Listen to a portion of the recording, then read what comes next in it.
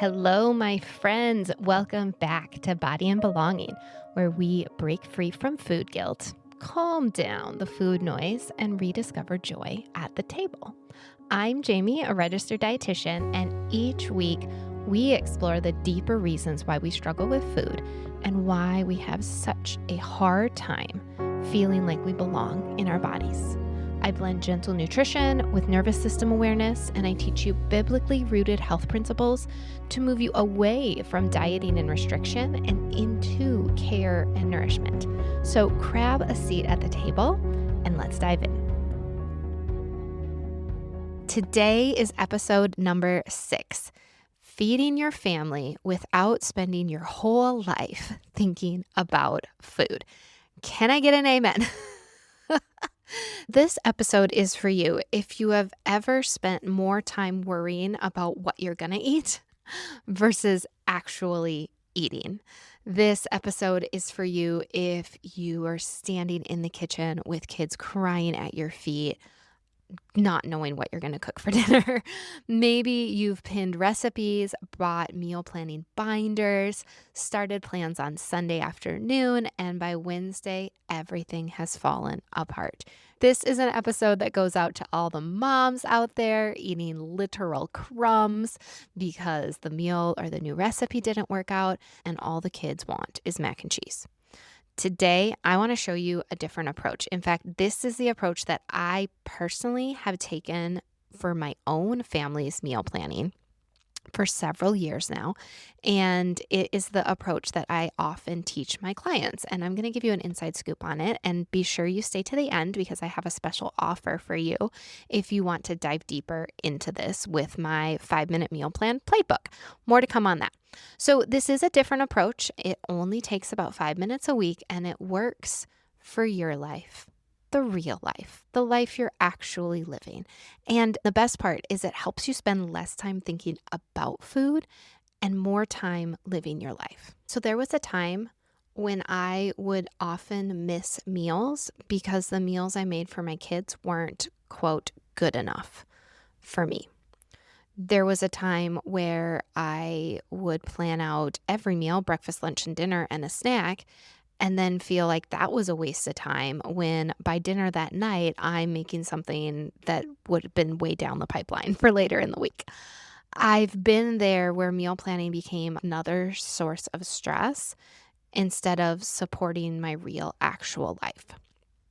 And when I realized that simple is far more sustainable, a lot of things shifted. So the goal here isn't to create a perfect meal plan. The goal here is to create enough structure that your future self feels supported. And something that people don't expect that often happens when they try on this meal plan is they'll find themselves being more creative, trying a new recipe, getting a new idea. And they're like, oh, well, the meal plan didn't work because I tried all these new things. And what I share with them is actually the meal plan is exactly what lowered the stress and the overwhelm in your brain long enough that you could tap into curiosity and desire that wasn't there when you couldn't think of anything. So let's talk first about why most meal planning systems fail. Maybe we are planning for our fantasy life instead of our real life. We plan like we're going to cook from scratch every night. And very few people are cooking from scratch every night. Or we forget about church events. We forget about sports practice. We forget about real life exhaustion that sometimes we just don't feel like cooking. Or your meal planning system might have failed because you're starting from scratch every week, and reinventing the wheel every time causes decision fatigue. Another reason your meal planning systems may have failed is you think meal planning should feel exciting. Sometimes it just needs to be effective. And you're going to hear me say over and over, start with what already works for your family. Here at Body and Belonging, we start with what already works.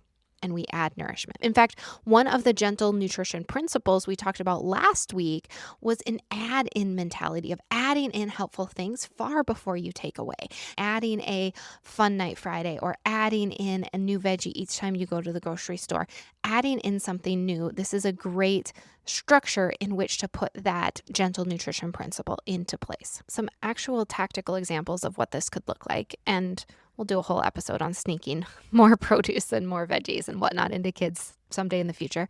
But adding beans to your taco meat, or just having a fruit free-for-all available at breakfast, or adding a side salad, or adding lentils or millet to soup. When we come at our meal plan with this add-in mentality, it honestly is met with less resistance because you're partnering the new, maybe unusual, less familiar foods with family favorites and where you've gotten your family buy-in. It brings more creativity and greater food flexibility. So I highly recommend it. The sweet spot we're finding today is the middle between all or nothing, between color coded, perfection, macro calculated meal plans, and I've got nothing. Driving through the fast food line, wondering what's for supper. Neither extreme of that spectrum feels good. And this 5-minute meal plan fits right in the middle. It's flexible, it's realistic, and it's designed from and for real families. You don't need a perfect plan. In fact, I encourage you to take notes today, but make it your own. You need a plan that's easy enough that you actually use. The best meal plan is the meal plan that you actually use. We're going to go through the exact steps of the 5-minute meal plan today. Step number 1 is check your calendar. Get an overview, a high level view of your week. What nights are you busy? Which nights need easy meals? Are there evenings you'll be gone? These are, of course, things we need to consider. And sometimes looking at our calendar is an afterthought instead of the first step of your week. I'm encouraging that to be your first step. Your schedule determines the complexity of your meal plan more than your nutrition goals. Let me say that again. Your schedule determines the complexity and the capacity that you're going to have for cooking and for your meal plan more than your nutrition goals. And this is where so many people start at the wrong place. They start with the goals, they start with the macros, they start with the perfect all or nothing plan, but there's no conversation about capacity and about the schedule and how many nights are you actually going to be in your kitchen and where do you actually do your grocery shopping and the actual capacity and capabilities that you are working within. So step number 1 is check your calendar. Step number 2 is choose your meals. Now here's my framework. 1 batch breakfast. Me, this means whatever I'm making for breakfast on Monday, I'm going to make a big batch of. I'm not going to do just 1 batch of pancakes. I'm going to triple that batch of pancakes. I'm not going to make a omelet. I'm going to make 2 muffin tins full of egg bites with various vegetables inside. I'm not going to make a single serve packet of oatmeal. I'm going to make a huge pot of oatmeal that we can eat on all week. See, in my house, we always have some basics for breakfast available. Some grab and goes, some yogurt. We can always do protein shakes. We always have stuff on hand for that. But I do make a large batch of something on Mondays because that's one of our home days and our weekends are really busy. So whatever you make for breakfast on Monday, make a batch of it and insert whatever day you are home and you have the time and the capacity to cook a little bit. So batch breakfast is the first part of the meal plan. The second part is 1 soup or salad of the week. And in my house, when it's soup season, of course, we do a soup basically every week. Usually I do this on Monday as well. Again, that's one of the days I'm generally home and spend more time in the kitchen. You can brain dump and you can make a whole list of soups that your family enjoys. There's chili, there's stews, there's chicken noodle soup, there's veggie lentil soup, there's minestrone soup. So many options, but 1 soup per week in the winter gives you something to quick heat up for lunches. It gives you something to serve at dinner if it's a night that you don't have time to cook and you haven't used that up for lunches. And it's just a great rhythm to get into. And then in the summer, we do a salad of the week. And I'm talking pasta salad loaded with veggies, tuna noodle salad with peas in it, egg salad to serve on sandwiches or beds of lettuce, or even dip in it with crackers, chicken salad. This is an easy go-to lunch, especially for work days, or this could be a dinner meal if we needed it. Or it's just there if like my husband gets home late and needs to eat something. It's prepped, it's in the fridge. And most of those things, like a good pasta salad with lots of veggies, the longer those veggies marinate in that, I use the Olive Garden Italian dressing, the longer the veggies marinate in that in your fridge, the more delicious they become. So this is going to last all week. We're not worried about it going bad or spoiling, and it's just a great habit to get into. At my house, it never lasts the entire week. So we've batched breakfast, we have a soup or a salad for lunches, and then I have found 3 dinner ideas to be the sweet spot in our house. Again, huge fan of leftovers, huge fan of cooking in batches.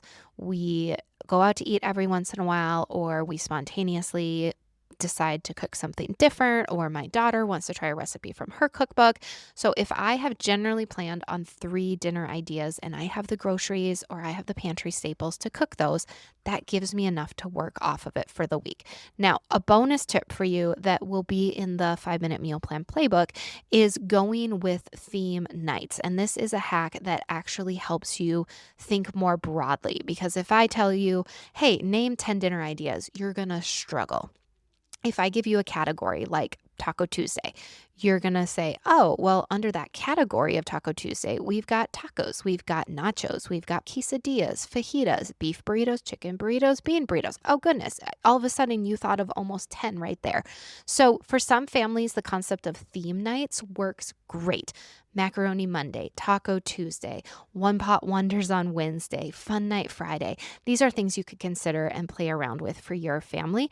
And at a minimum, it'll help you brainstorm some new meal ideas and give you some meal ideas that already work for my family. That's in the playbook I'm going to tell you about at the end of today. Repetition is your friend, especially if you're in a season like me of busy schedules and little kids. Fewer choices actually creates more peace and more room for creativity.